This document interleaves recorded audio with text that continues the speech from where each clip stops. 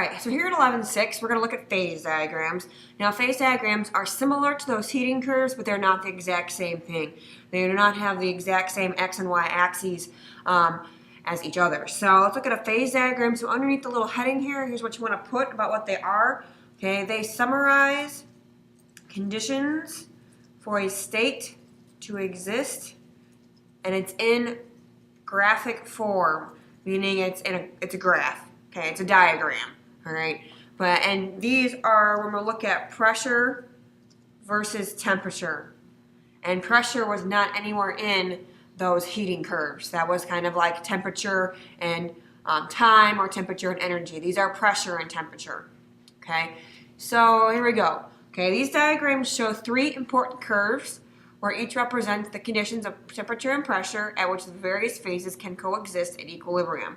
So if we look on this phase diagram, and you're going to have to kind of flip to the next page to look at this on your notes. If we look at the line from T to C, okay, and we did talk about these last year, from T to C, okay, we call this our vapor pressure curve, and it's called a vapor pressure curve because it's between a vapor and a liquid. Okay, we have our vapor or our gas and our liquid. If you go from a liquid to a gas, it's vaporization. Gas to a liquid, it's condensation. Then which way you're going. Okay, with that line from T to C, we call a vapor pressure line. All right, let's remember that if something says normal, that means 1 atm. Okay, and if we look at our vapor pressure curve, we're going to be looking at boiling points. So sometimes you'll also call this a boiling line, because you're looking at, depending on the pressure, is where it's going to boil. Because remember, the atmospheric pressure has to be equal to my vapor pressure in order for something to boil. So depending on what my pressure is, will depend on what temperature something boils. Okay, C, okay, we talked about is the critical point. We talked about a critical temperature and a critical pressure.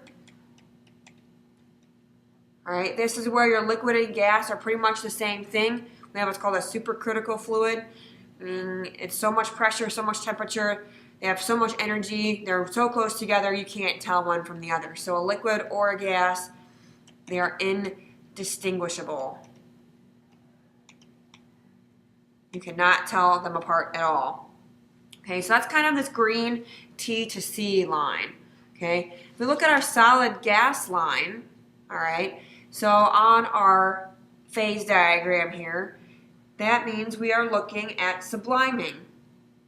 Okay, and that would be way down here at the bottom, and I'll mark this one in red. This would be from like the origin here to T. That is our solid gas line.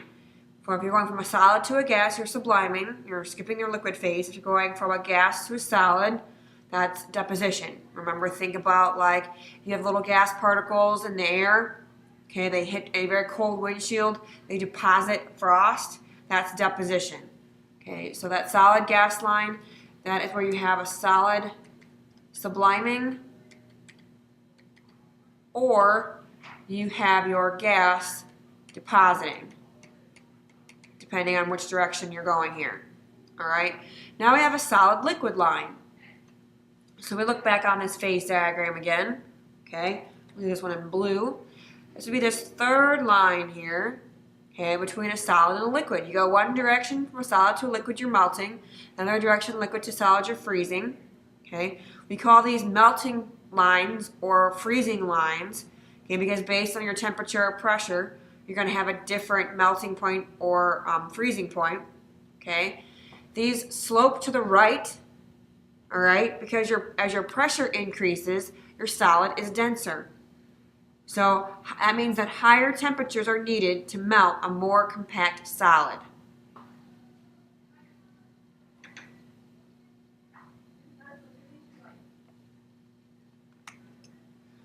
Okay, the last thing on this line or this phase diagram is point T. Okay, point T is your triple point. That's where you have all three phases that are present. Okay, so let's compare the phase diagrams of H2O and CO2. Your solid-liquid equilibrium line, or your melting point of CO2 in figure B, it follows the typical behavior slanting to the right, where your solid is more compact than your liquid. Okay, this says that its melting point increases with increasing pressure. Water is actually atypical and will slant to the left because an increasing pressure, water is actually more dense in its liquid form than it is in its solid form. We talked about that with the hydrogen bonds. So this one is actually sloping to the left, whereas most of them will slope to the right. Okay. Notice how the triple point for carbon dioxide here is a lot higher atmospheric pressure than the triple point for water. You have to have a very, very low atmospheric pressure. So notice how they have the same basic shape, okay, but the axes are different in numbers based on what pressures you need or what temperatures you need, okay, which means you will see different states of matter based on what temperature we've got here, which is why you have dry ice, which is carbon dioxide, because at 1 atmosphere you have a solid, okay, and then it'll move an increasing temperature into its gas phase, whereas water at 1 atmosphere, okay, is pretty much a liquid. You have to freeze it, or get it colder to make it solid. You have to heat it up to make it a gas. Okay, so let's look at these practice problems. Okay, referring to 1128, which is this figure below here. Okay, describe any changes in the phases present when water is A, kept at 0 degrees, while the pressure is increased from 0.1 to 0.5. So if we're going from 1 to 5, which would be the bottom to the top here, what states of matter are we going through? What phases are we going through here? Where we start with the gas, okay, we move through 2 and 3, which is a solid, and we move all the way up to 5, which is going to make the liquid. Okay.